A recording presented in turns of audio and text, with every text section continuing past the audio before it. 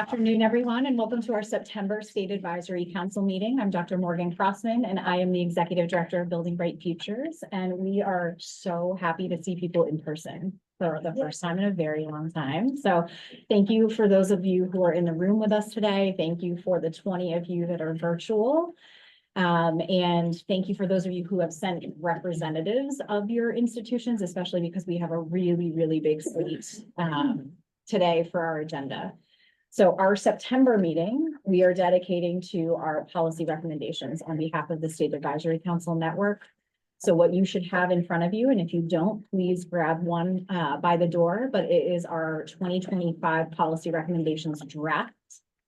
We are also going to spend a little bit of time talking about the Vermont Early Childhood Fund awards through the Preschool Development Grant, and I'm incredibly proud of the teams that have come together across every content area to support making those grants, and a special shout out to Michelle and our administrative team who have been putting out those grants alongside our Department of Health for helping us get the money out the door.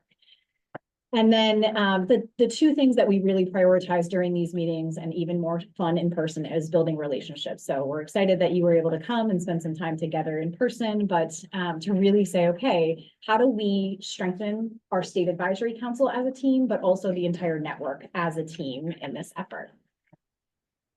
Hybrid meetings are really challenging. So a little bit of housekeeping really quickly. All of our board members in Williston, welcome. Board members that are virtual, we would like you to keep your cameras on if you can. And we're going to ask, at least for this beginning section, for anyone who is not a State Advisory Council member, but you are joining via Zoom, can you please turn your camera off? Thank you. In terms of how we are managing the room, we will do roll call in person. Beth will manage the roll call via Zoom, but we do want to make it very clear for those of you who are joining via Zoom that we have the roll call when we're calling for votes. In terms of today's working agreements, this is one of the most fun meetings of the year. It's also one of the hardest meetings of the year. And so we want to talk a little bit about the two things that we want to bring into the space today. First is honoring complexity. We're responsible for the entire early childhood system and making recommendations on behalf of hundreds of people in this space. And so I think it's really important for us, the people who are in positions of power sitting around this table, to be able to say, we recognize that we represent so many different partners. This system is really complex. Everybody is coming with their own perspective on how we need to create change. And I think that the policy recommendations and the strategies that are coming forward in the policy recs are a very clear example of that complexity. The second thing I want to elevate is a shared value around keeping the focus on children and families and keeping them at the center of all of our decision-making and how we are developing strategies. I think that when we talk about our policy recommendations in particular, it's so important to understand there's going to be tensions. There's going to be tensions around the strategy and how we create change in each of those areas. But if we can balance the here's what's urgent with here's what is necessary and long-term, and that there are going to be different ways to get there, that's really important in this space. So please come with an open mind and be ready to share your perspectives on where we are. So we are going to pause our screen share. And I believe we're going to do a couple of introductions. So I'm going to transition to Elisa and others to do intros and roll call. Awesome. Just got the agenda, so I'm catching up. And then it just went away. Okay, so I think I'm just introducing myself and passing it. Yeah, awesome. Hi, everyone. I'm Elisa Stolberg. I'm Director for Family and Child Health Department and Public Co-Chair of the SAC. Hi, everybody. I'm Flora Diaz-Smith. I am the private co-chair and I'm representing Vermont School Boards Association. And we're going to go around in the space and then move into the Zoom space. Hello, everyone. Carol Lang-Godden with Vermont Parent-Child Center. I'm Christy Swenson from the Head Start Association. I'm Chris Case. I'm sitting in for Jan McLaughlin. I'm representing CDT. I'm Jessica Bremstead, State Representative one of the appointees, but I'm not running for reelection, so, but I think I'm gonna be participating in a different role. So, Dr. Deborah Hartswick, and I'm a retired pediatrician and in the medical role on the. Erica McLaughlin, representing the Vermont Principals Association. I'm Becca Webb. I'm representing the UPK coordinators, and I'm also an early childhood special educator. I'm State Senator Ruth Hardy. I'm the Senate representative and I represent the Addison District. Eddie Gale, I work for a private family foundation called the A.D. Anderson Foundation. I am Kaya Ganguly, from the Department of Mental Health. I'm Director of Trauma Prevention and Resilience Development, and I am covering for Cheryl Wilcox. Hi, I'm Danielle Mitchell, and I'm representing the designated mental health system.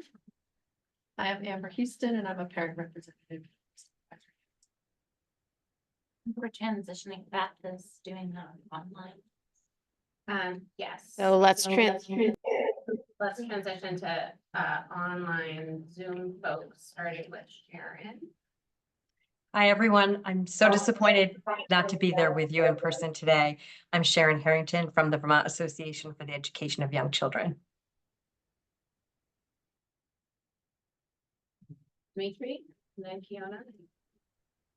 Yeah, hi folks, Dimitri Garter. I'm the business rep on the State Advisory Council, and apologies also for being on Zoom. I'm sorry I couldn't be there in person today. Hi, everyone. Hi, everyone. I'm Kiona, she, her pronouns. I'm with the Vermont Network Against Domestic and Sexual Violence. Hi, everyone. I'm Libby. I'm a parent representative. Also, sorry I couldn't be there today, and glad to see you all. Anyone else, SAC members on Zoom that we missed? Hi, I'm Courtney Fitzpatrick from also from the Department of Mental Health, covering for Cheryl Wilcox. And I also got a note from Carly Tebow from Family Services that she's en route. She will join us in person. I think there's several people who couldn't be here, but I don't have a full accounting of all of those. Maybe someone does. Yeah, I think Renee couldn't join us today. Yeah, so Renee Kelly from the Head Start Collaboration Office is not with us today. Cheryl Wilcox, who sent designees from the Department of Mental Health, Monica Ogilvy from AHS, Susanna Davis, and Tiffany Northreed from the Office of Racial Equity, Jess Vintner from the Agency of Commerce and Community Development. So several people out today, but we still have a quorum, so you can call for a vote on minutes. So we're gonna move into approving our minutes. If I could have a motion to approve minutes of July 2024. Jessica moves and Carol seconds. Any discussion, any amendments to minutes that are part of the documents? Seeing none, all those in favor, please signify by saying aye. Aye. Any opposed? Any abstentions? Hearing none, the minutes. I don't think I was there, so I'm gonna abstain. So one abstention. Thank you. Thank you. Okay, so I'm going to hand this to Valerie and Michelle to share about Vermont Early Childhood Fund. And just a reminder to all of the board members, you need to project your voice in a really great way for the OWL and for our Zoom friends today. Hi, everybody. Thanks so much for making time in the schedule today. I'm going to be presenting about the Vermont Early Childhood Fund with my colleague, Valerie Wood, who is the Early Childhood Systems Evaluator at Building Bright Futures. We both bring really unique perspectives to this work. I come in as the project coordinator who works with grantees, and Valerie comes in with a more evaluative lens, looking at the impact of these grants throughout the state. So I'm going to start with a high-level overview.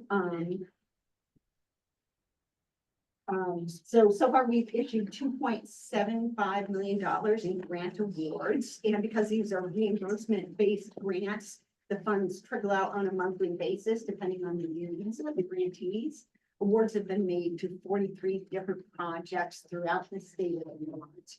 And so we're getting ready to make awards for our third round, which will be approximately $2.4 million in grants. We just closed the application process on Friday, and we'll be moving forward over the course of the next month and a half with these applications with representatives from most of the state agencies who are here.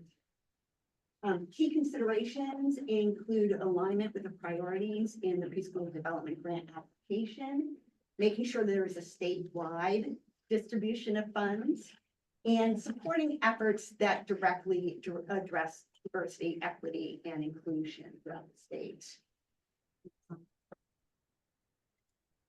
So as I mentioned, there are 4 grantee focus areas based on what we had in our PDG application. Increase access and provide equitable access to early childhood services and programs. And it's important to state that this is broader than just childcare, right? This is anything that touches children from the prenatal age period through age 8. Also to improve the quality of existing services and programs, to develop the early childhood workforce, and to engage families and connect them to services. And we're doing this through 2 different grant mechanisms: an innovation grant, which is really meant to make system-wide changes, and opportunity grants that are meant to meet immediate needs in the early childhood system. Next slide. So over the next few slides, I'm just going to break it down by region of the state, because when we have 43 grantees, it's kind of overwhelming to look at them all on one screen. We've made $678,000 worth of awards to programs in Chittenden County. There were 12 different programs that have received awards there. Next slide, please. And then when you look at the northwestern part of the state, sorry, I'm standing right here. You're fine. The Northeast Kingdom, when you combine the 3 counties that make up the Northeast Kingdom, have received the second highest tranche of funds. It's important to note that we are aware that Lamoille County has not received an award to date. And it's something we're certainly going to be taking into consideration when we make this next round of grants.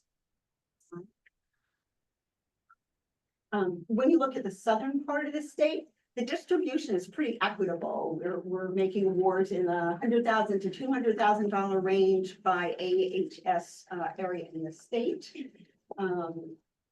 We also are noticing that Windsor County is not up to snuff with the other counties in the state, so we'll be being very intentional in this next round to make awards to that part of the state. Next slide. And this is the entire state.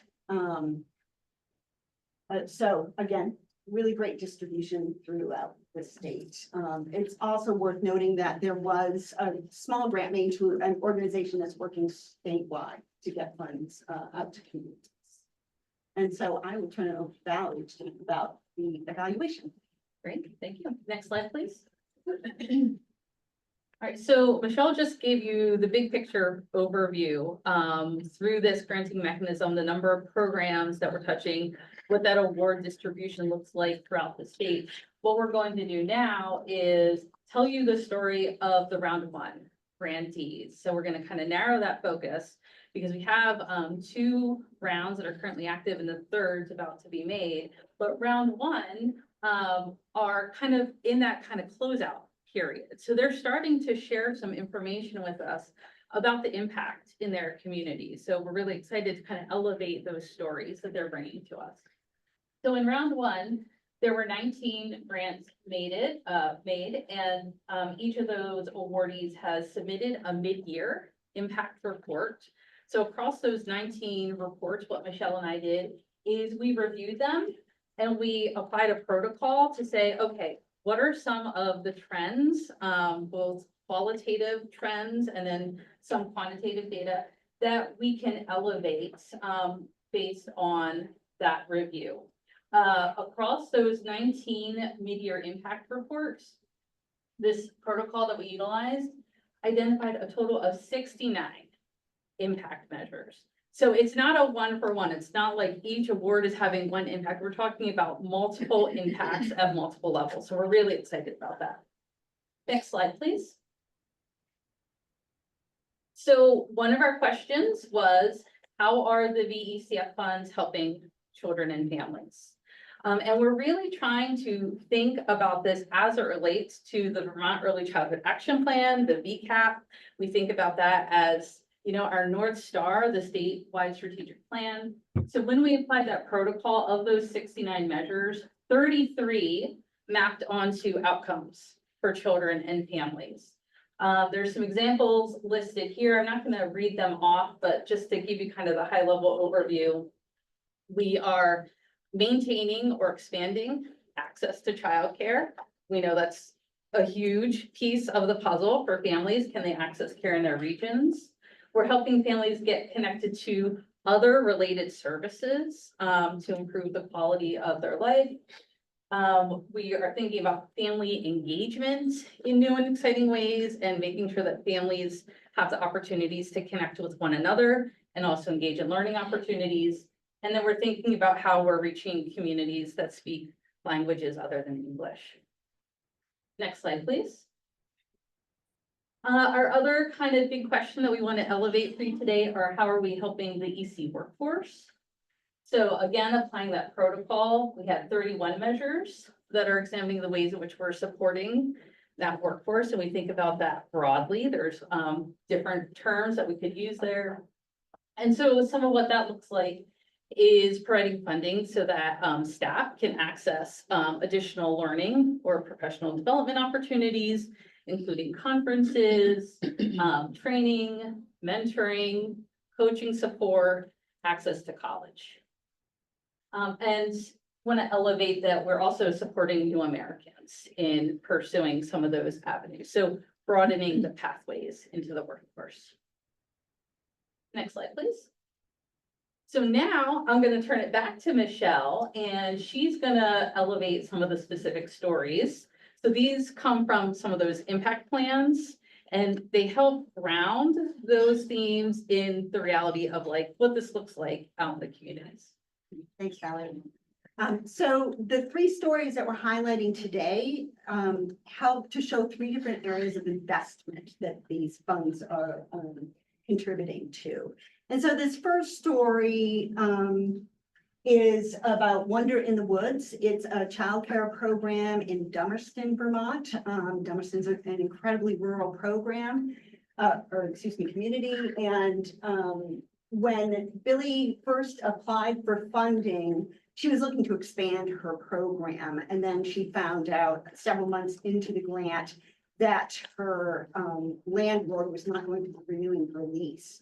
So she did an incredibly quick pivot and moved the existing program into her home and was able to preserve 10 slots of childcare through this pivot using funds through the Vermont Early Childhood Fund.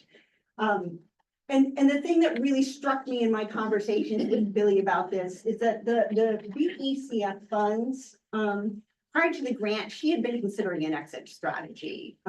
She'd been in childcare for a really long time. She was looking to retire. She was starting to plan things out, and the funds through VECF really helped to reinvigorate her program. She told me that she was really excited about the work that she was doing and how she was serving the community and how she used these funds to help maintain her 5-star rating. Next slide, please. The next program I wanted to highlight is Grow Prenatal and Family Centers.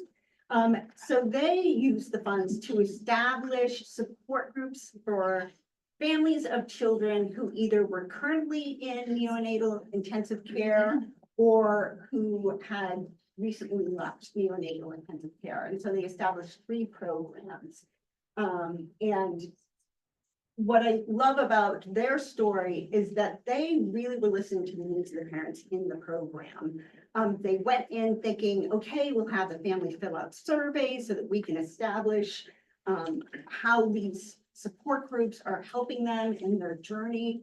And they quickly concluded that this is a really traumatic time for families as they deal with everything that's going on. And so they set aside the idea of doing surveys and are basing their reporting on anecdotal evidence that's being received by the facilitators of these groups.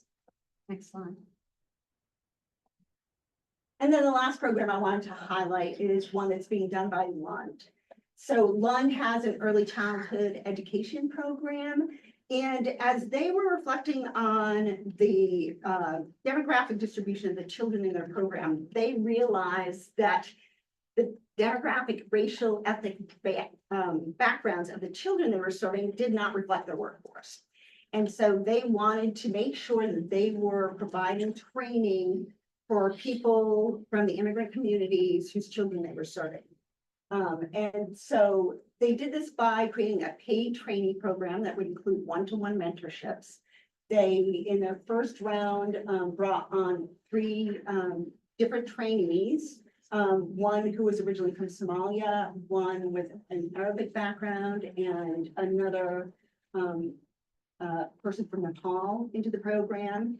And at the end of this mentoring in-class preparation work, which ended in August, these 3 trainees are going on to either take courses at the CCB through the Northern Lights program, or they're going on to take the fundamentals for early childhood professionals class. And then after they submitted their report, I was talking with them about one of their monthly reimbursement requests.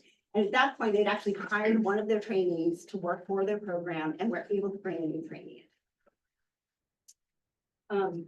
So that's it for our presentation. I know there's a lot of information here. We're happy to show the slide deck with you. Or if you want to catch either Valerie or I offline, we're happy to answer any questions you have. Do you have time for questions now or? Yeah, so, Do we have time for so questions? before we transition, we do, I want to give a little bit of context because Michelle and Valerie are selling themselves short in how they have structured and really been presenting all of this work. But yes, we have time for questions.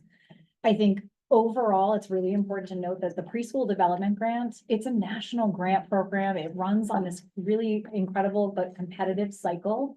And all of the states are required to make grants based on the needs of communities, right? So how do you at all times identify what the needs are and then use these resources to adapt to meet those needs?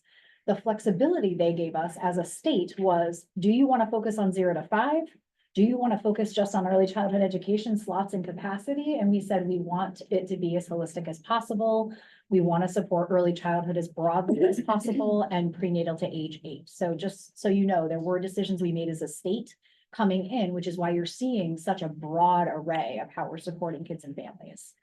From a process perspective, though, just a really big shout out to Michelle and the entire team at Building Bright Futures who have set up really complicated systems and infrastructure. There's an incredible anti-bias training that everybody is participating in, not just our team, but across the state to say, okay, how do we really think critically about these grants and how does bias show up and what does that mean to really focus on diversity, equity, justice, social justice, and inclusion. This grant is also reimbursement based. Show of hands, does everybody know what that means? Okay, right? That means that all of these programs are utilizing their own funding, submitting receipts to us, and are being reimbursed, which means it's putting a lot of financial pressure on these programs to do this work. So that's something I'm drawing your attention to that because that's also why you're going to see it in our policy recommendations, right? The other thing I just want to say a quick shout out to is the teams of people who are reviewing these grant applications from every agency, department, division, community-based program to really be able to say, okay, here's what we know about our funding sources. Is there somewhere else that could be funding this work that doesn't need this level of flexibility? There's so much that's going into this program. So just a quick shout out to say thank you to all of you. Opening the floor for questions. What do you want to know about this program? And we can follow up with you and make connections after as well. I have a question that might not fit here, but Go I'm for it. curious. Did any of the folks who applied in have the opportunity, or maybe did they put into their applications the ability to offer non-traditional hours? So, because so many of our essential workers are really need non-traditional hours, things like grocery, you know, the list, Yeah, healthcare, groceries. You know, not that I recall. I will say that the Wonder in the Woods program, part of their pivot, the property that they were leasing was a camp site. And so during the summer months, they couldn't offer childcare because of that. And so when they pivoted to providing the care in their home, they're able to provide year-round care. So, you know, we are seeing that kind of growth, but not anything specifically addressing those odd hours. We have a question online just quickly. Dimitri. Yeah, thanks. And thanks for the presentation. It's really a terrific program. My question is sort of a generalized version of the one that Representative Brumstead, I think, just asked, and maybe a little bit politically sensitive, but I'll ask it anyway. So in Bennington, when the CCFAP expansion kicks in October, because of the demographics in our region, I think that it will practically eliminate the income qualification hurdles for most families in our region.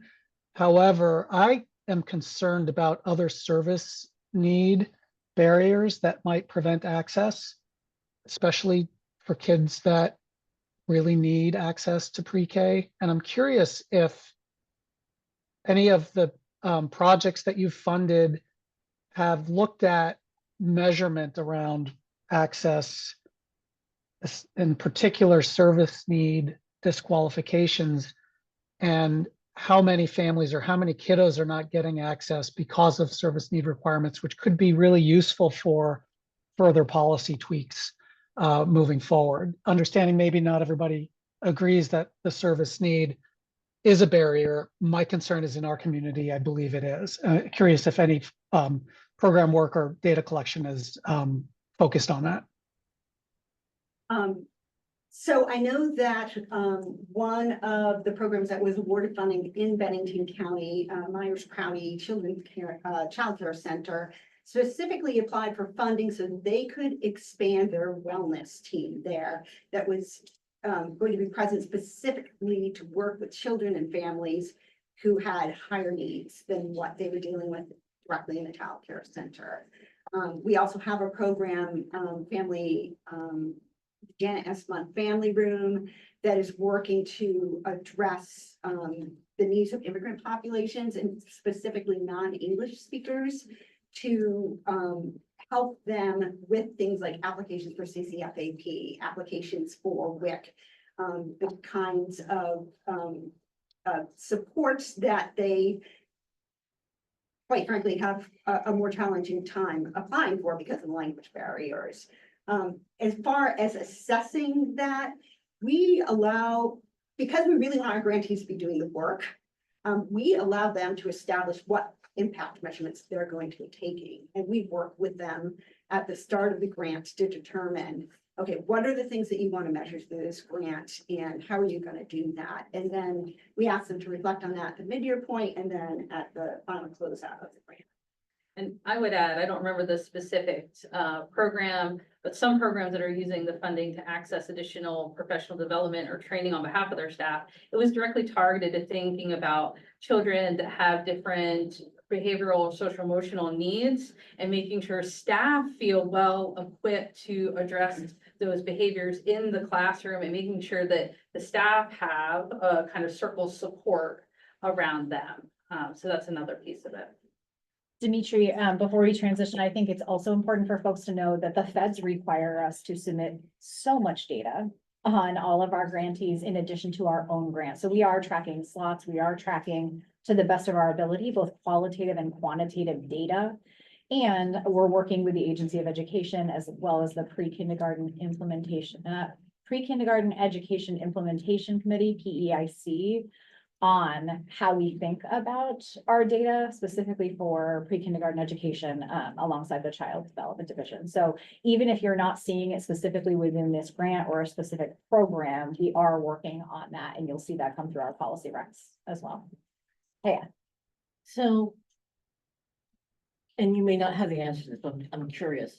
So round 2 is finishing up or will be finishing up and you're applying for round 3 right now, correct? So actually, the way that the funding has worked is round one, the round one cohort was awarded grants in December of 2023 for an 11-month grant period that started on February 1st and goes through December 30th. Okay. Round 2 would receive their awards in May to go from June 1st of 2024, July 1st of 2024 to June 30th of 2025. And round 3 will be receiving funding for January 1st through December 30th of 2025. So there is a 6-month overlap where we have 2 cohorts happening at the same time. There will be an overlap in January. We have 3 cohorts. Okay, so given that, Yes, yeah. how are we supporting those programs that have been affected by the floods? Number 1, and number 3, are we allowing extra time for those areas for round 3 because they're still dealing with the mess? We are not specifically addressing flood-related issues with the grants. There are some limitations because of federal funds. We can't fund construction. Oh, We no, can't- not that. I'm saying it's disrupted everything. Oh, So no. how are you supporting those people, for second round and for the third round? Are you able to give them some extra time or not? We, the quick answer is we're not working specifically with people affected by the floods. We're on a really tight time frame with the feds and getting the funds out the door. And so we are working to get as much money to the communities as possible based on what the requests we're seeing coming in. We're not reaching out to communities to target particular programs. Sorry, go ahead. No, I just want to add, but some of the places where you have given money have been really impacted by the flood. Right, So yes, to the extent that that's overlapping, I would assume that the money has helped them get through a rough period, Yeah. just coincidentally. Yeah. Yes, yeah, I did, and during the midterm reports, we did have conversations because those happened during July and a lot of those were one-on-one meetings.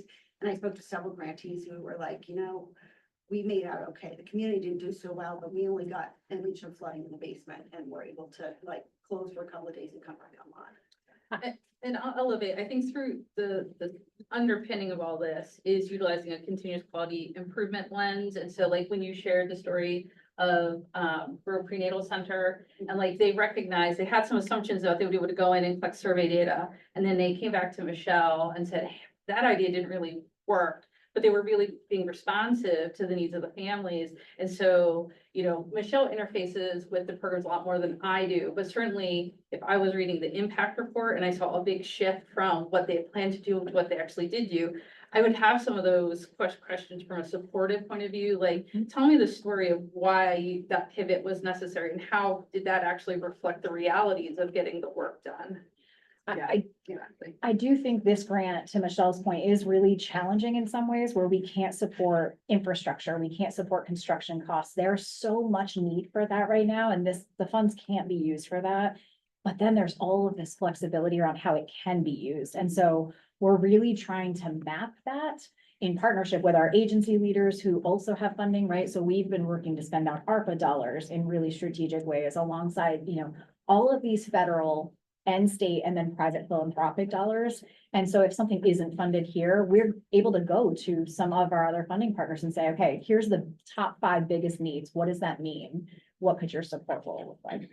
But the feds, we are navigating the timing of this grant and the spend down and really pushing them a little bit to make sure that we have as much flexibility as we can possibly have.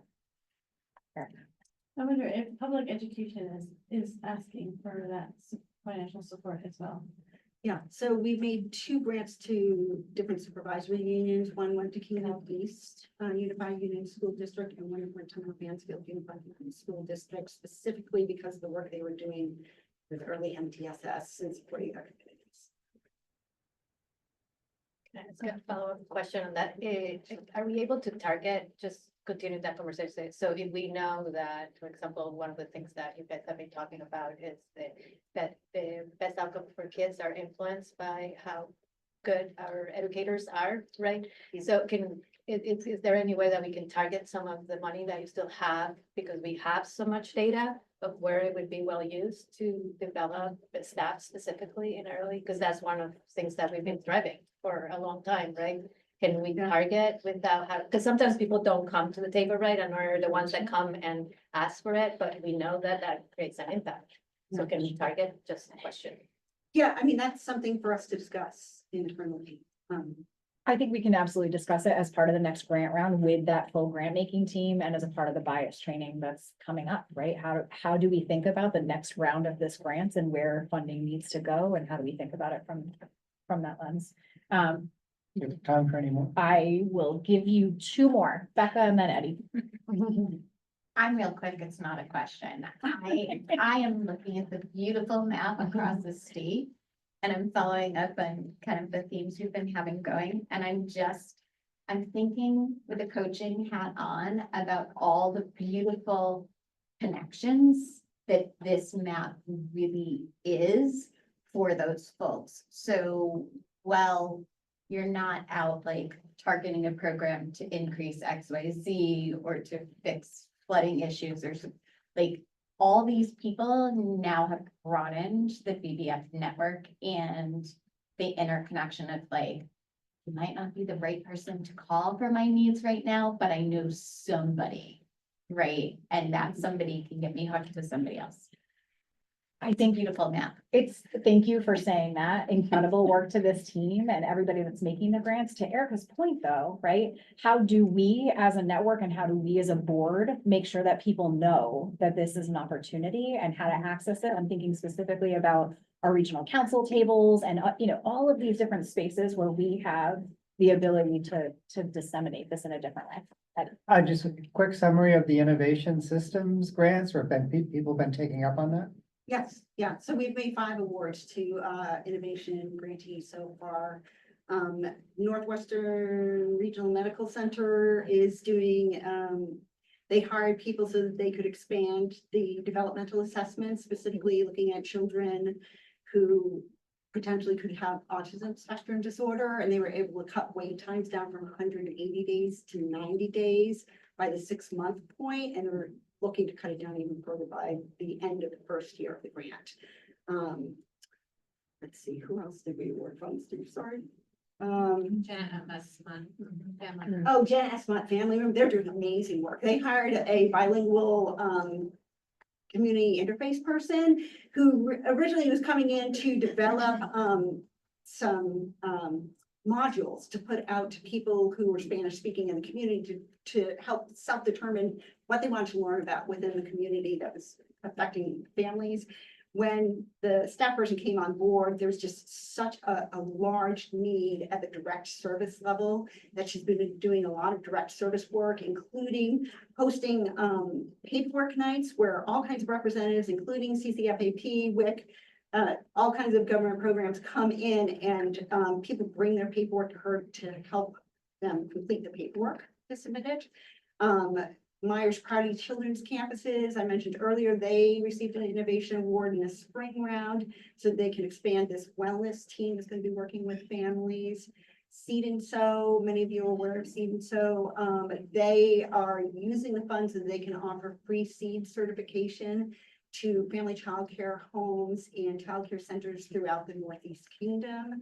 And then that Kingdom East Union, the 5 Supervisory District Award is for them to do the same with early multi-tiered systems of support within their communities.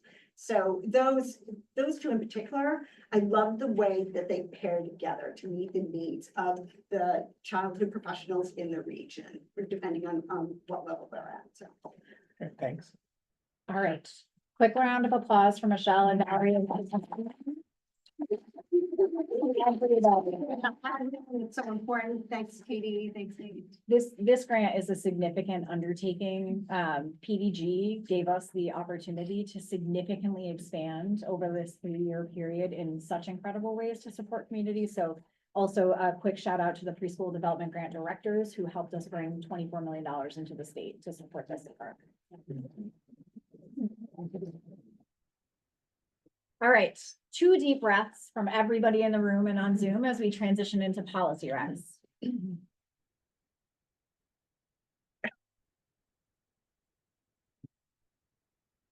All right, so before we dive into the actual recommendations, want to take a minute just to introduce our new policy team at Building Bright Future. So Anna Burlett is our policy director. We also have Martha Braithwaite, who is our new policy manager. And Martha is coming back to Building Bright Futures in some incredible ways. She was previously in a regional role and now is already building significant capacity on our policy team in terms of writing, in terms of politics, in terms of policy analysis, and asking really hard questions on behalf of us as systems leaders to say what is best, how do we do this well, and what does it mean to do it equitably. So really, really psyched to have such a strong policy team. So Martha, welcome. All right, everybody should have policy recs in front of them. If you don't, let us know and we'll get them to you. But 25. If they don't say 2025, also raise your hand. Okay. So we're gonna dive in. This is the first time that the full board is sitting down to talk about policy recs. What's incredibly amazing is that the second we publish just the draft, you all call us and want to have really in-depth conversations about what they mean and what the background is and how we create change or where we already think we've created change. That's one of the most important pieces, right? The second we put it in writing, it gives people the opportunity to reflect and say, oh, I thought we had done these 4 things and maybe communities are telling us we haven't. And what does that mean? So we're really excited for all of you to dive in with us today. We are asking you to solely be in a space of review and reflection and critical thinking today. And we're asking you to think about 3 different pieces. First, what's the timeliness and actionability of these recommendations? The second is how do we strengthen their impact? And the third is anything missing? For those of you who have been with us for a little while, that question, that third one, is a tough one. Is anything missing? There's always stuff missing.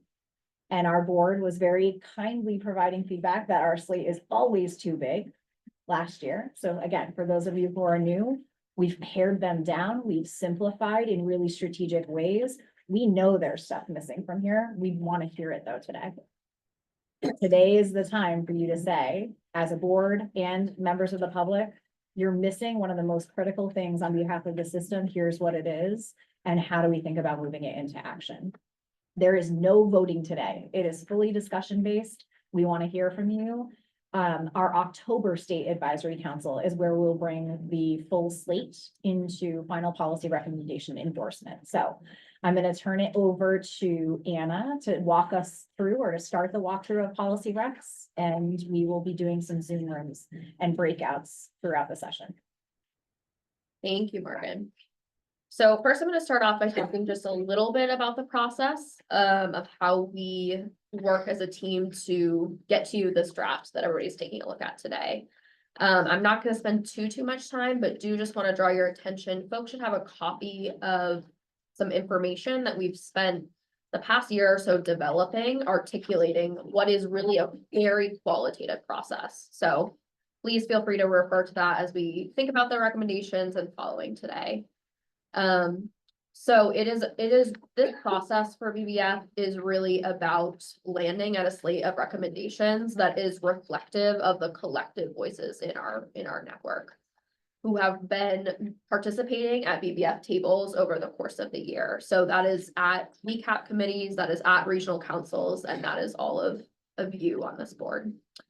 So I'm going to walk through the policy recommendations for us today. Hopefully it's not too laborious. We know that many of you are looking at these for the first time today and haven't spent the past couple of months deep in them.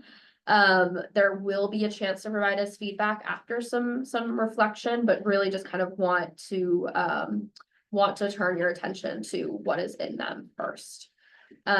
So we do our best at BBF to write really strong policy recommendations that contain the right level of information. And for anyone who's ever worked in policy, you know that that's a really hard kind of balance to strike. One important role for members of the SAC to help us with is seeking that balance. Our team also does that by publishing an annual policy playbook that contains some of the additional context of what the recommendations mean and why they matter, that we just don't have the space for in a policy recommendation that is kind of to the point and to a certain extent pithy and compelling. So I just want to kind of note that that's always a balance we're seeking to strike. So with that, I'm going to ask folks to, my tech crew over there, to pull up the slides, and I'll start walking us through the recommendations. We've organized the recommendations again this year by goal. So you'll notice that we start with goal 1 of the VCAP, and specifically focus on a couple of recommendations that we think are related to access to basic needs. So you'll see our first recommendation is here on the screen. And again, if you're looking at your draft copy, make sure you're looking at 2025. So first here, we renew a recommendation that we had last year as well, related to the importance of enacting a universal paid family and medical leave insurance program in Vermont. This is something that continues to be a priority at many of our tables, particularly the Child Outcomes Accountability Team, which oversees Goal 1. We know as a team, and many of our partners recognize, that the state has made important progress with the voluntary program, but without a universal paid family medical leave insurance program, many Vermonters who would benefit most from the impacts of paid leave do not have access to it. So this is our first recommendation. You'll note it is renewed. Like I mentioned, this is something that the BBF team, the BBF network have done to elevate recommendations that haven't made sufficient progress in the past, but remain priorities. So on the next slide, you'll see our second Goal 1 recommendation. Oh, those transitions. Our second Goal 1 recommendation is related to investing in housing, which again is something that just comes up time and time again at our tables. We know Vermont families, including those with children, are in a housing crisis, and it's only been exacerbated by extreme weather events. So we elevate a couple of priorities through this recommendation that name both the importance of the immediate safety and well-being of families and young children through the emergency housing program, as well as the need to invest long-term in increasing the housing supply that we know is so critical for ensuring that families and kids have access to stable, safe, and affordable housing long-term. So with that, I'm going to transition us to Goal 2 recommendations and let Martha tell you a little bit about these. All right. Thank you, Morgan, for that introduction. As you said, I was the regional coordinator for Orleans and Northern Essex from 2016 to 2018. It's really nice to be back and see some familiar faces and some new faces and all the growth that has happened in BBF in that time. I am notoriously quiet, so I hope for the people in the back of the room, I'll do my best to protect my voice. I've had the opportunity to work with Anna and some of the committees on this particular Goal 2 policy recommendation for this year, which relates to enacting practices to elevate the voice of families and community in the policymaking process across the board. The first bullet speaks to, well, first of all, our recommendations are much stronger this year, thanks to the leadership through the Family and Communities Committee. The leaders on that committee who are currently serving on some of these bodies that we're about to mention have given really strong feedback and have been really strong partners in writing these recommendations. So we're grateful for that. The first bullet renews and strengthens the priority to create accountability structures within the state legislature to ensure that those with lived experience are consistently named on committees, and once on those committees, that they have the resources and support that they need to meaningfully contribute and reduce barriers to their participation. The second recommendation here is around the importance of compensation for those leaders when they are put on the board. We elevate the need for the state to make payment policies that are transparent and aligned with up-to-date standards, and ensuring family leaders have the information they need to make informed decisions when recruited for leadership opportunities. Specifically, a lot of parents had family members who were participating in these maybe didn't fully understand the tax implications of how they were being compensated. That's just one example of the level of detail that can be a barrier, and can create unforeseen impacts to families when they sign up to do these sorts of things. And I think lastly, I'll just say again that we're in ongoing dialogue with the parent committees about creating, building out, as Anna spoke to, the policy playbook and potentially an appendix of a draft of the full scope of what a best practice would look like. I also had the opportunity to speak with the Speaker of the House about this specific rec last week. So really, really powerful opportunity to talk more about how we speak with our leadership about what this means and who actually has the authority and the power to create change in different areas of recs. And Martha, if you need some stuff, AHS has a policy subcommittee that's actually working on this, and I'm on it. And there's a lot of information we've gathered on equitable compensation, which I'm happy to pass on. I'll be in your inbox shortly. All right. Okay, we can head to the next slide. This is the one that Martha was just speaking about. The next one, please.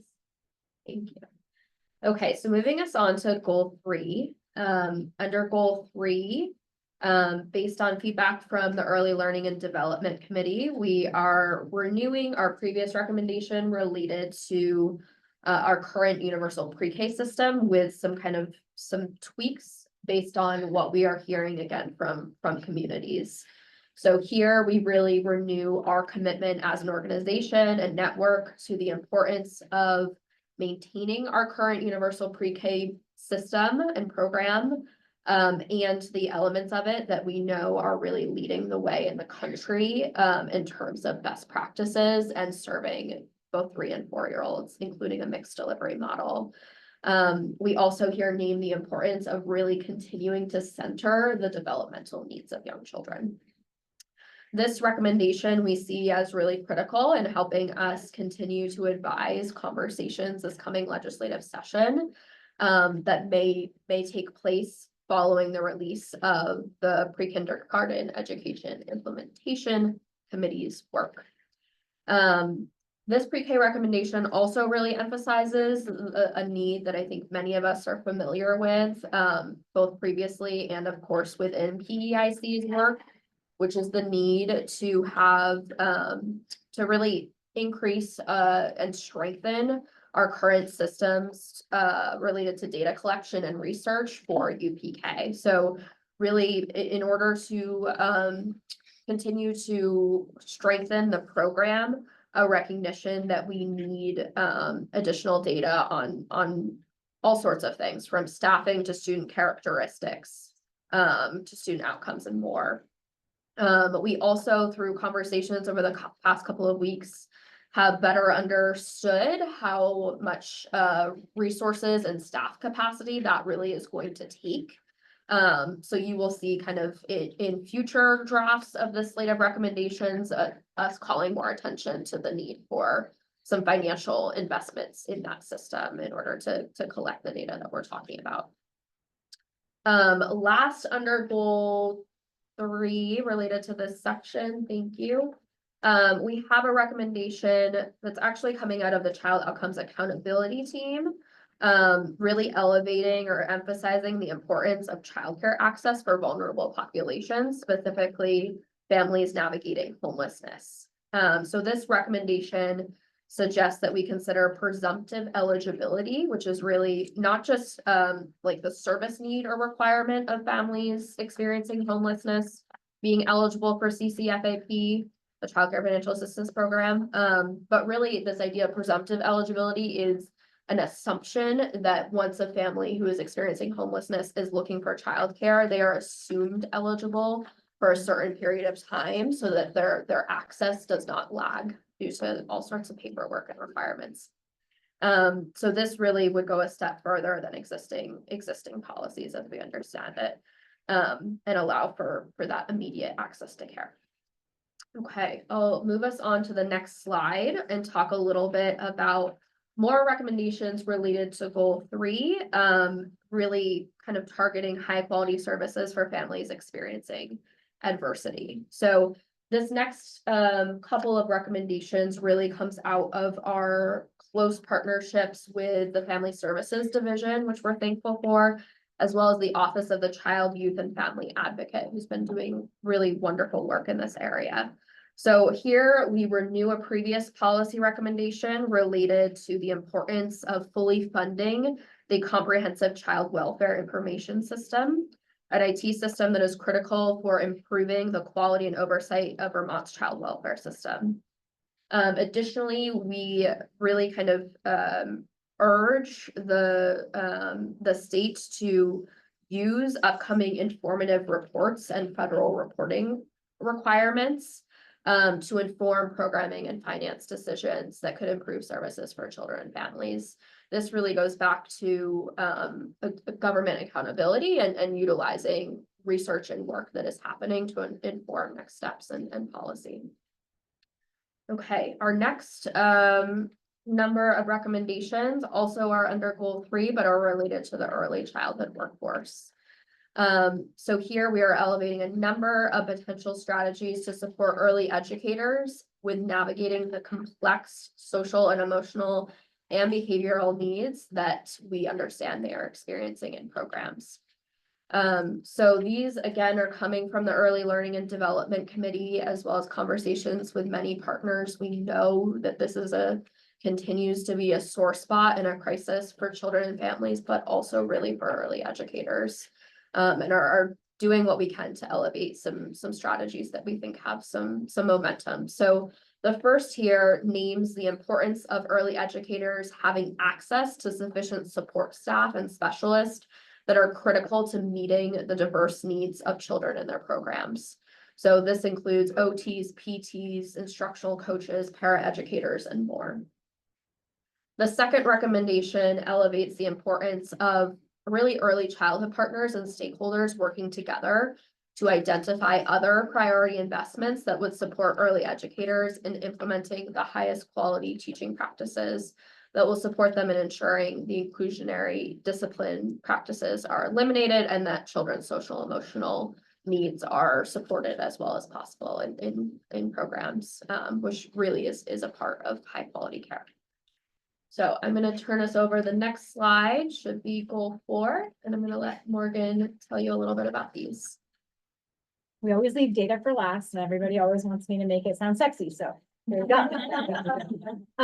So Anna already talked about some of the data efforts that we are prioritizing, not just in goal 4, but also in goal 3 related to pre-K and related to family services. But the Data and Evaluation Committee and partners who have been saying for decades that we need to invest in data systems is what you're going to see coming through in this recommendation. So the first recommendation under goal 4 is a renewed one. Again, there was a ton of work done by Data and Evaluation through early childhood grand rounds and workshop series talking about how we improve our practices for demographic data collection. So many of you in this room know how challenging it can be to understand the current status of kids, of services, when we can't, with such a small state, actually report on such small numbers of kids that we have in certain areas.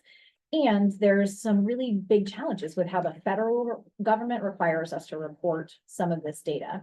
So we are really talking about the importance of being both aligned with our values in the state of actually understanding the needs of children and families in our service system, being aligned with federal reporting needs, and supporting accountability and actually knowing, are we meeting the needs of kids and families of children with disabilities, with special healthcare needs, children of color, and vulnerable populations in our state. Right now, it's really challenging to know where our kids are, what they have access to, and what their experiences are, and what their families' experiences are. So really needing to move forward as a state in this area.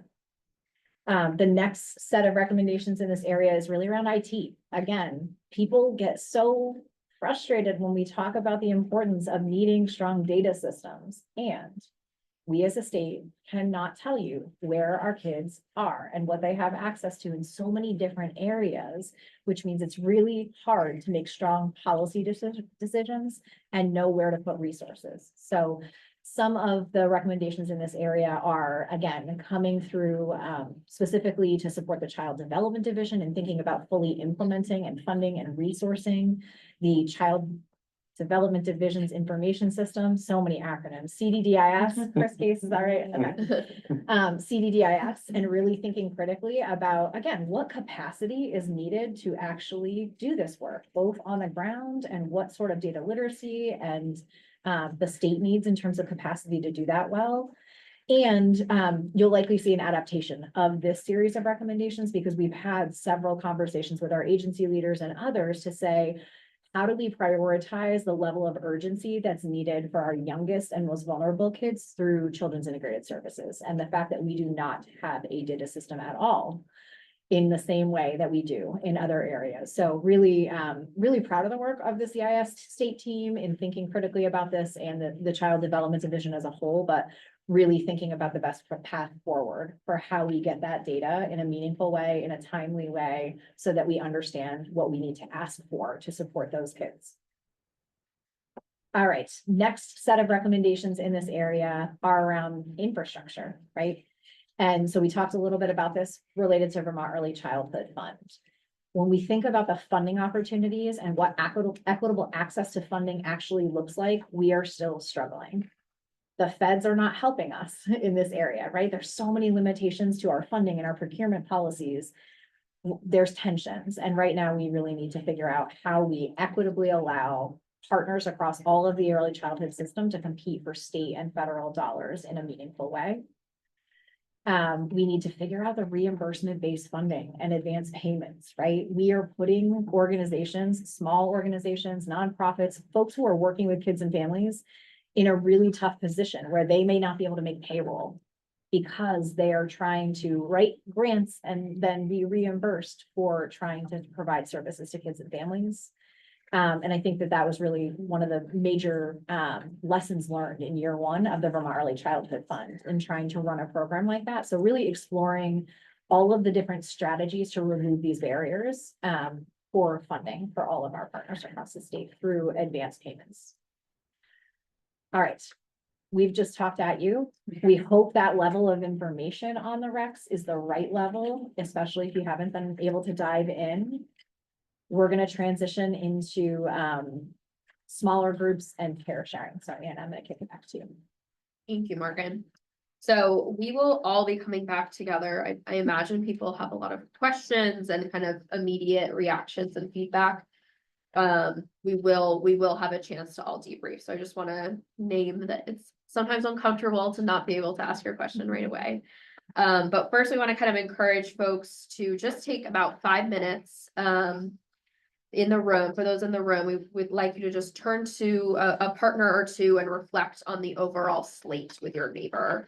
I'm also going to name some upcoming small groups that will spend a longer period of time in and encourage you to be thinking about which one of those you'd like to spend time in. So I will share those in a moment.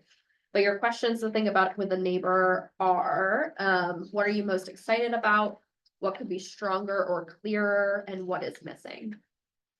Okay, and then for when we transition, the 5 groups that we will be having are the first is related to maintaining Vermont's national leadership on universal pre-K. The second is best practices for elevating community and family voice. The third is invest in systems to support the child welfare system.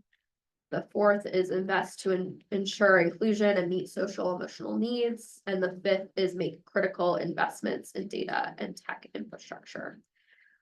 So turn to a partner, do some initial reflections, and think about what you'd like to spend some more time on in a moment. For those on Zoom, we are not going to be doing the pair share because we're going to be setting up breakout rooms for the upcoming section. So please take a moment to take a bio break and do anything else you need to do. Thank you.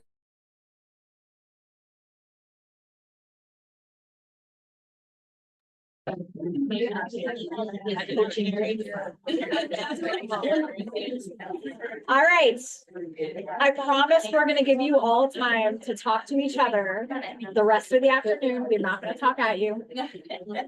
We're not, I promise. And we're trying to be methodical. We gave you your small group time to do a quick debrief. But now we're gonna go into a little bit bigger groups, still small group, not the full board. And what we're gonna have you do is spend some time together, building the muscle on working together, on understanding the context. Why are these the recommendations now? What's coming, and providing feedback to us, who now will take all of your feedback after this meeting. And in the next month to summarize and synthesize and update these recs. So we're gonna have you break into small groups. Those of you in the room, there are 5 areas.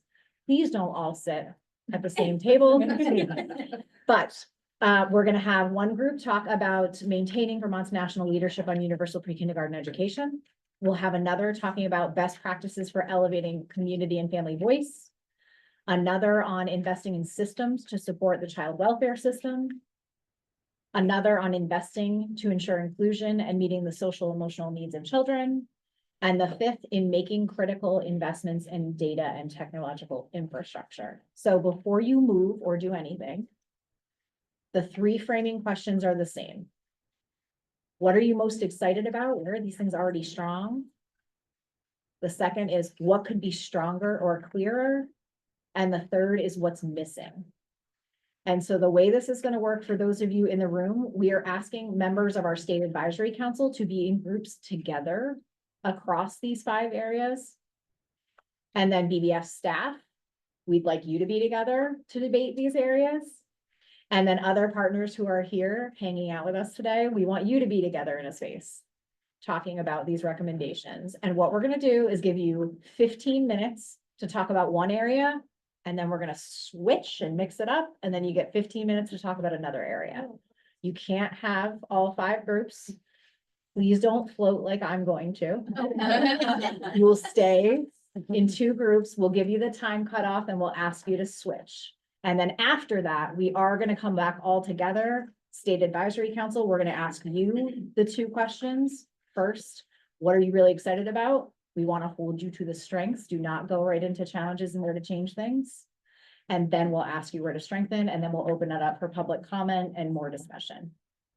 Any questions?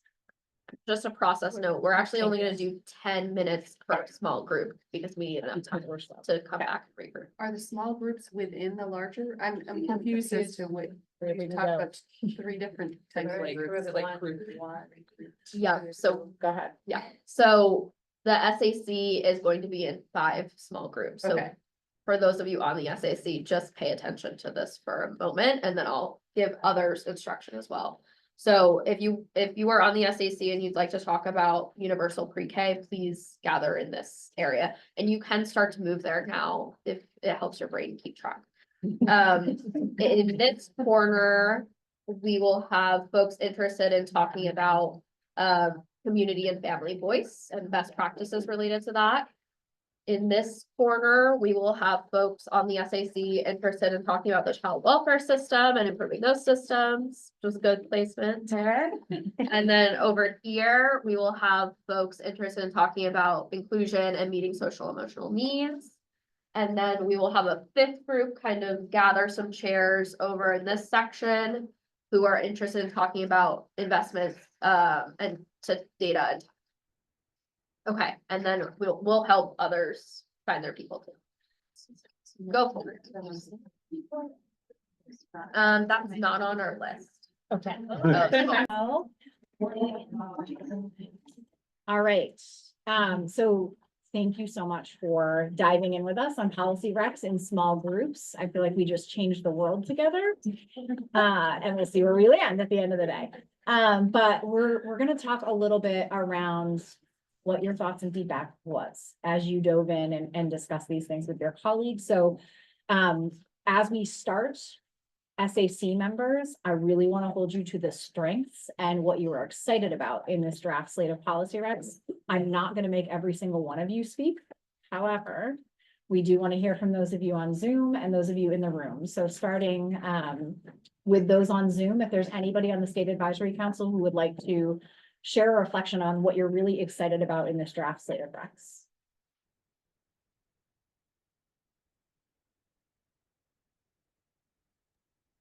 And thank you for following directions and having your cameras on. And just, so you know, a few folks had to drop off to pick up. Great. So you can start with them, but they just started down. Okay. So just kidding. Folks in the room. State Advisory Council, what are you most excited about in slate? By topic or by rec? Go for it. However you'd like. Just was trying to clarify before I. Yeah. I would share the universal pre-K, and I think back to the NEAR, National Institute for Early Education Research, and Stephen, I think it's Barnett. Barnett, thank you. Just all the research that they've done over the years to show that pre-K was well worth the investment. You know, now we have it operating, so this recommendation that we actually collect that data and that we prove that it will be well worth the investment and continue to will be worth the investment. Thanks. Others? So I'm excited that we're still pounding away at the upgraded tech need. We have the oldest ECF system in the country by many, many years, which most of you know. But I'm excited that we're still pounding away at it because we've got to fix it sooner or later. Thank you, Kaya. This wasn't the one that we discussed, but no one discussed this, so I'm just gonna say it. So on the homelessness, I think that it's great that it's here. I'm excited about that because especially for me in Chittenden County, we see a lot of kids moving around quickly. But I also think we have to have transportation in here somehow, that we as legislators need to be aware that these kids don't have transportation, even when they, like in Shelburne, are just down the street. They can't walk, you know, many of them are pre-K or kindergartners or first graders. So, but they're not on the bus. Sometimes they're not on the bus system because of the way they're in a hotel, you know, an old hotel. So at least we need to think about that. So I'm gonna hold our SAC members Oh, those are from not- problem solving and from strengthening. And yes, you are correct. Any other SAC members want to share what they are really excited about in the slate? Becca. They had their hands up first. It's the floor. Well, I was just gonna say that as a process excitement, having sat at many of the biddies that did some wordsmithing around this, that I'm really excited that the work of that level is the wrong term, but that the work from the committees is carried over in the finalization and looks prettier than we ever did in our committees. Thank you. Great reflection. Congrats, policy team on that. I was just gonna say that what I'm excited about is the interconnectedness of all of the recommendations, so how one strengthens the other one. So we talk about, you know, the universal pre-K, right? And how that is also affected by the homelessness, right? So all of the recommendations, you know, we will talk about how we can strengthen that, but the way they are right now, they're interconnected, that, you know, it can be seen in a systematic way at the legislature. So we're not like sounding like, you know, like when there's no alignment and way to, any of this will affect and make the whole thing better. So good job. Yeah, I think similar to that, one thing that really excited me just about all of these is it feels like a lot of energy, and I swear I didn't pay you know, to talk about the data systems, because I'm really invested in that. But you know, I think that was a theme that all of these really would result in better data to make data-driven decisions, so that we're really meeting the needs of the folks that we're looking at. So that was one theme, is just being excited to hear other people really recognizing the need for data. And then the other one, and it happened just kind of at the end as we were wrapping up, is that the prevention work happening in Vermont, and that similar, you know, many of these, if they were to come to fruition, would really support Vermont continuing to move toward prevention instead of reaction, right? Funding the work that's needed to then prevent kids coming into custody or prevent disrupting from centers. So just hopeful. Thank you. All right, any of our state advisory council members on Zoom final reflections on what you're most excited about before we transition?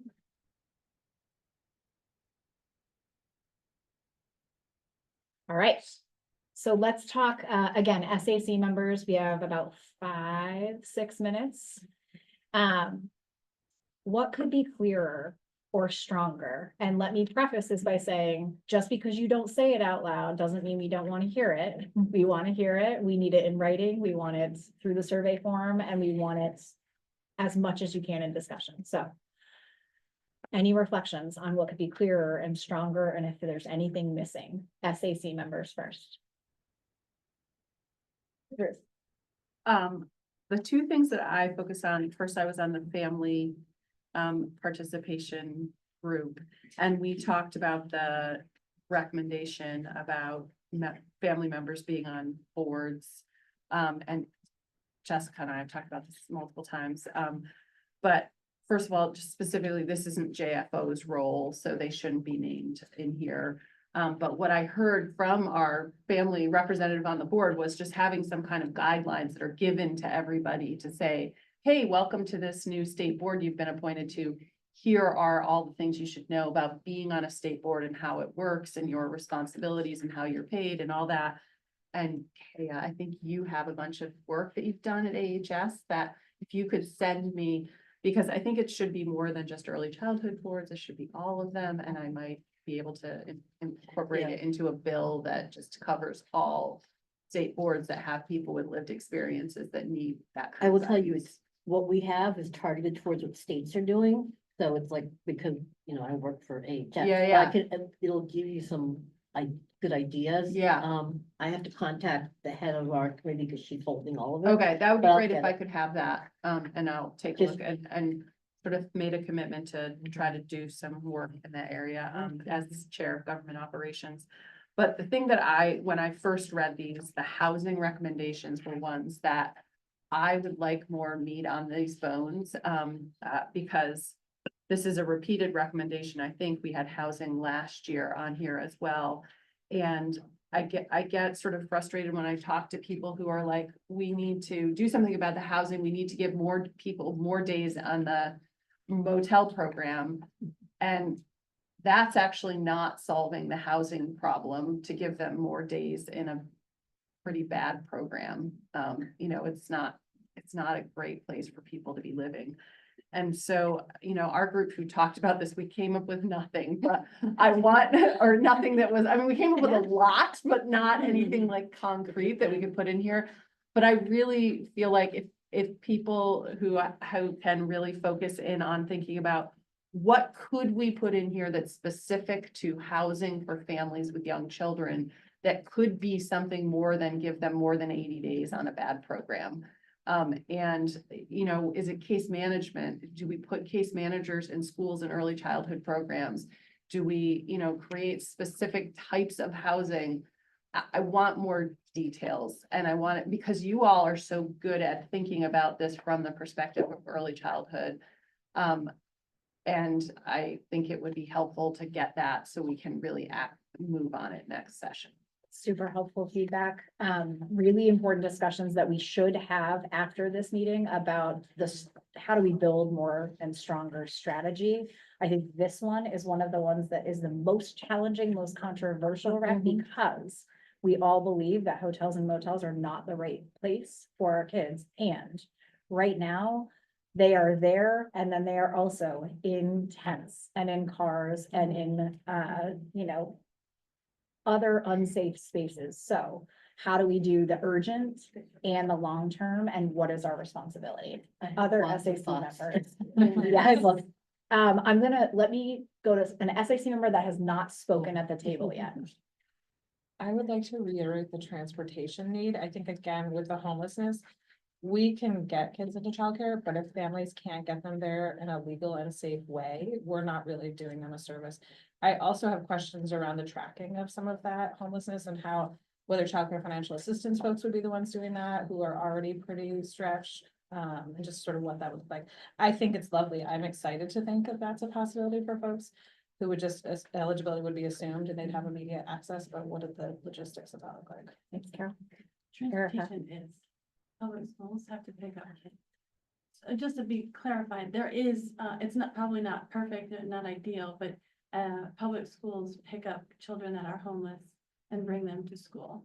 And it's not, it might be a bus, it might be a taxi, it might be a staff member. So public schools do work to get kids that are homeless to school. Just wanted It's to just give you. we have a mixed delivery system, so it's not just the Right. public side, but.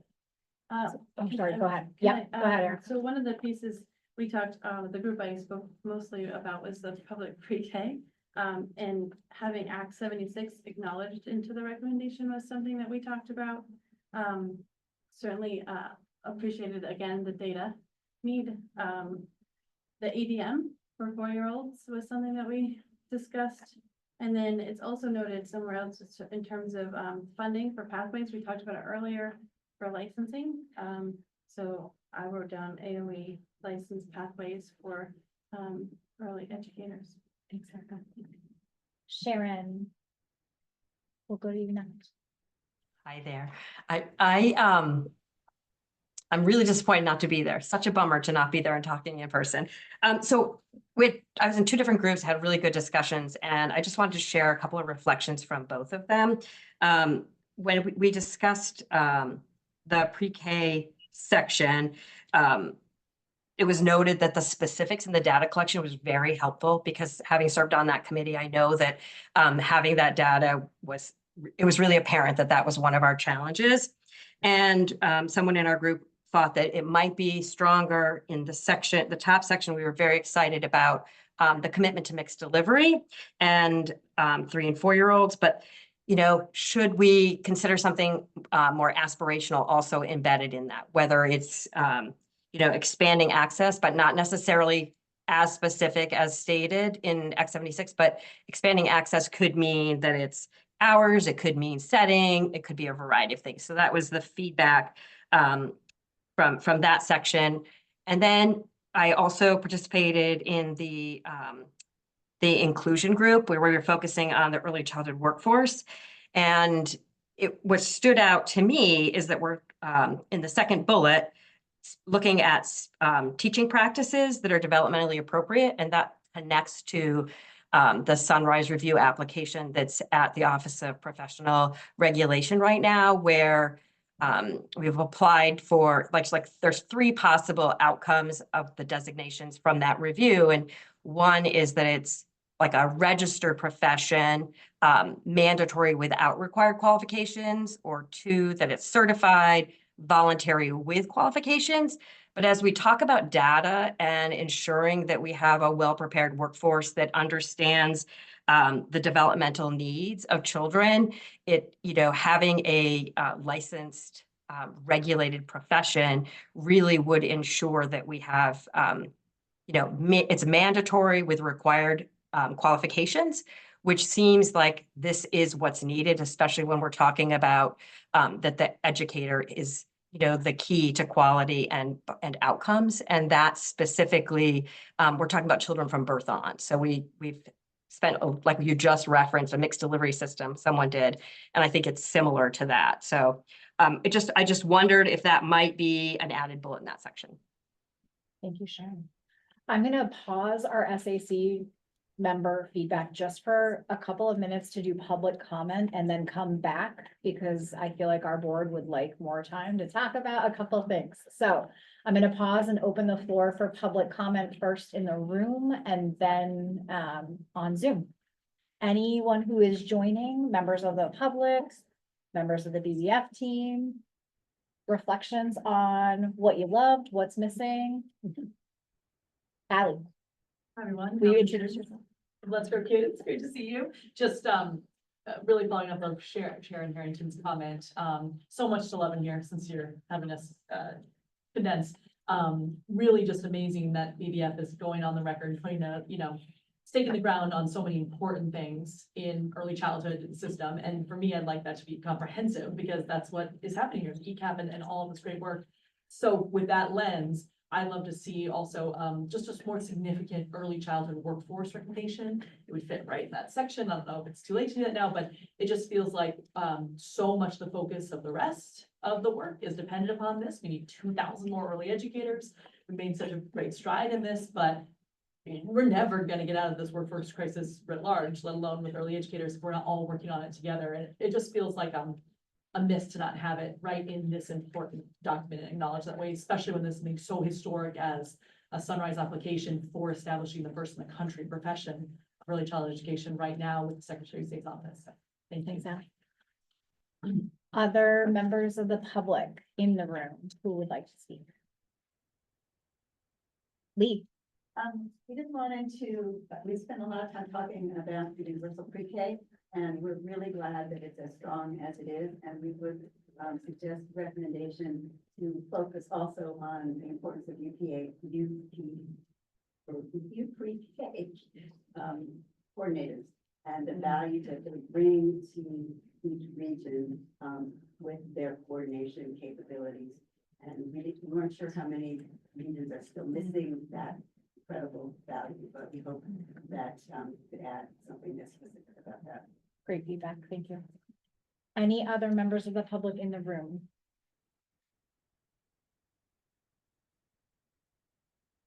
Virtual friends, anyone from the public who would like to provide feedback on SAC Rex?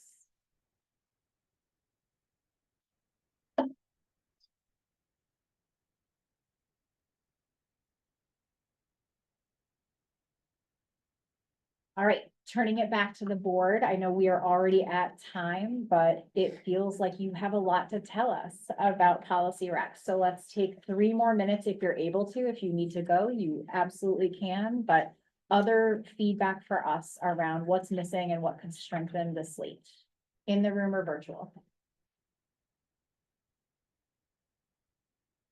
Can go with the quick Chris, one. yeah. I was in the data team, and I think that like in looking at the idea of fully funding and expediting the development of CDDIS and the CIS module. Just knowing that that's a conversation that we've been having for years, and it's a hard conversation. Every time you get a step in, it feels like it's a years-long discussion before you kind of reemerge and the landscape has changed. And so I think it would help to maybe elaborate more on like who the actors are that need to be doing what steps or what the critical process steps are, but something where it's like drilling in a little bit more to kind of to keep any one of us, and I'm you know representing one of the parties that's involved in this conversation, from saying it's not me, you know, or that or whatever. I think it'd be really helpful to and I don't know to what degree that would be appropriate for something like this, but like where we could maybe give a little bit more guidance on who needs to do what or what the major things are that we need as a function of developing and executing. What does that really look like? Are we at a needs assessment phase? Or are we at a place now where we actually are ready to do the work and dive in? Like, where are we? What needs to be done? Yeah, great feedback. And we've had a lot of discussions. So folks virtually around specifically the children's integrated data system. Where are the downfalls and the challenges with that? Is it funding? Is it capacity? Is it the partnership across entities? What does that mean? So a lot to drill down on that one. I think that's really important. And thank you for holding yourself accountable, Child Development Division, and modeling the way there.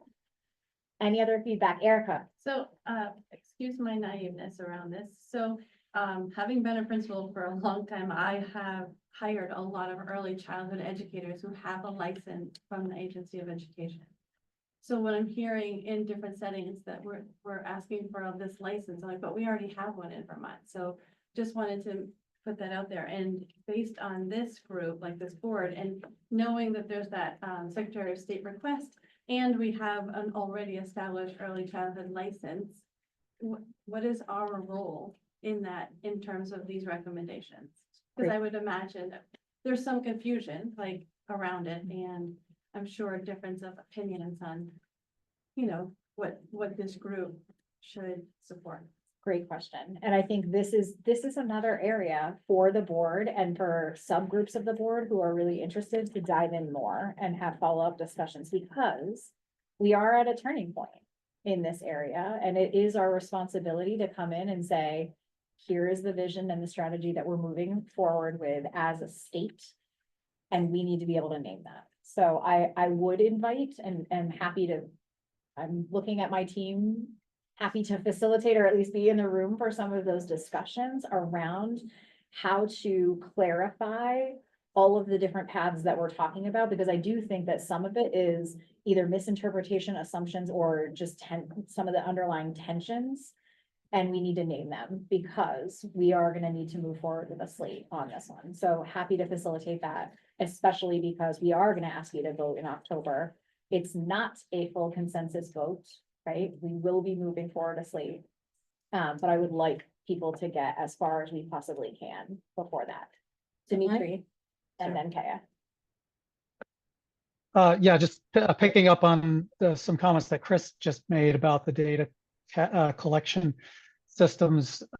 In the breakout group, there was discussion about ensuring that the appropriate skill sets, subject matter expertise around issues specific to childcare and and childhood well-being were included as part of that system build out. So, making sure that there was an appropriate process for including the right amount of expertise needed. The other thing, which for me was a little bit anecdotal, but it was supported by other folks in the breakout group, which is I keep hearing about the burden of data collection and the negative impacts on providers, and also potential accuracy challenges with capturing data, which obviously are really challenging structural problems. But if we don't have quality data, we're not making we think we're making good decisions, but we're not. And if it's creating additional burden on providers that are going to reduce the quality of services they're providing, those are factors to look at when we're designing systems. So more of a systems design approach. Thank you so much, Dimitri. It's something that the Data and Evaluation Committee has been talking so much about. How do we reduce survey fatigue? How do we reduce the number of times we are asking all of these groups similar but not the same question, and then can't use that data across sectors? So we are burdening. And how do we build strong data systems that allow us to share information across systems in a meaningful way? And I really also appreciate the attention to the capacity that it takes to do data work well. So it is both capacity, it's skill, it's expertise, in addition to the actual tech infrastructure that allows this work to happen. It's also compensation. We don't talk about that a lot, right? Like, how do we value lived experience? How do we value the people that are doing the on-the-ground data collection and building literacy so that they understand why that data is important, and getting rid of the black box of what happens when we hand data over to the state? I will include ourselves in the state, right? The data goes somewhere, and how do we have transparency around it? How are we making it meaningful and get it back to those partners? All right. We're 8 minutes over. I want to be very respectful of everyone's time. As we are closing today's session, I just want to say a really big thank you to all of you for engaging in. Oh, yeah, you're so right. I did. Hey, I told you I'd give you the last word, and I will. Go ahead. And then I will close. Thank you. So, and I'm gonna say this with the most love because I love BBF. I'm I ready. know you're all try hard. I'm really disappointed. Say more. It feels like equity, inclusion, diversity has just become this white paintbrush that you put on here and put in one place, when it should be in every recommendation. And I'm tired of not being counted. Really, honestly, that's what it feels like. Here's another opportunity for y'all not to count people. Whether it's people of color, whether it's the LGBTQIA plus community, you're leaving people out again. And it shows really clearly through all of these recommendations, especially because it's under workforce. Yes, it's under workforce, but come on. What about our families? What about our kids? I mean, I know the YRBS is a different age group, but as a sample, right now we are 91% white in this state, right? Look at the YRBS, 18% of our youth are defining themselves as belonging to a community that is people of color. 26% say they're queer. That doesn't come from nowhere. So what does that say about the kids that are coming up? And we're not talking about it. So I'm disappointed. I appreciate you naming that at the board table. I hope that we can all sit in that and think really critically about where we are not leaning into values that we are naming, but not actually living into. I think it's also an opportunity for us as a board to think about the fact that we have hired equity consultants to coach and support us, and we are still missing the mark in key areas. And what does that mean for what we need to prioritize for the coming year? And would invite all of us to really do a deep dive in the next couple of weeks. I'm looking at Anna in particular. I say next couple of weeks. I don't know when we need your feedback. Anna will tell you. But what are the areas where we need to strengthen them? Where have we missed the mark? And how do we put ourselves as a board, as the state advisory council, in a position to say to the rest of the state, here's the direction, and here's what we need to prioritize for the coming year in order to move us that much in that direction and that step forward. All right. Thank you all for coming today. We really appreciate your time, and please follow up with written feedback. Please fill out the survey. Please call, text, email. And I'm happy to schedule additional facilitated discussions over the next couple of weeks. Thank you. Good to see you.